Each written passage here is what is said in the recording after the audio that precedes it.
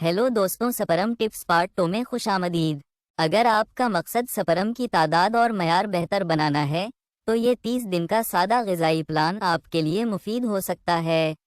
नए सपरम बनने और मुकम्मल तौर पर सेहतमंद होने में उमूमन 2 से 3 माह लगते हैं, इसलिए 7 या 30 दिन में डरामाई तब्दीली की तवक्को नहीं रखनी चाहिए। रोज़ाना सुबह 1 से 2 केले, 1 मुट्ठी अखरोट या बादाम खाएं। नाश्ते के साथ 1 माल्टा या संतरा लाजमी खाएं। दोपहर को प्रोटीन वाली ग़िज़ा खाएं, अंडे, मछली, चिकन या दालें वगैरह।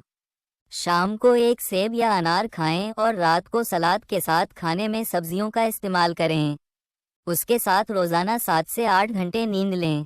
हफ्ते में कम अज़ कम 150 मिनट वर्जिश करें। सिगरेट, तंबाकू, मंशियात और ज़रूरत से ज़्यादा अल्कोहल से परहेज़ करें। जिस्मानी वज़न मुनासिब रखें और बहुत ज़्यादा गर्मी मसलन बार बार गर्म पानी के टब में सोने से बचें।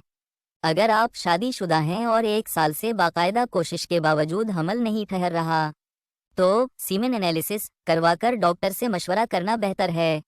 सपरम की सेहत के लिए कौन सी ग़िज़ाएं मुफीद समझी जाती हैं, इससे आगे जाने पार्ट 3 में।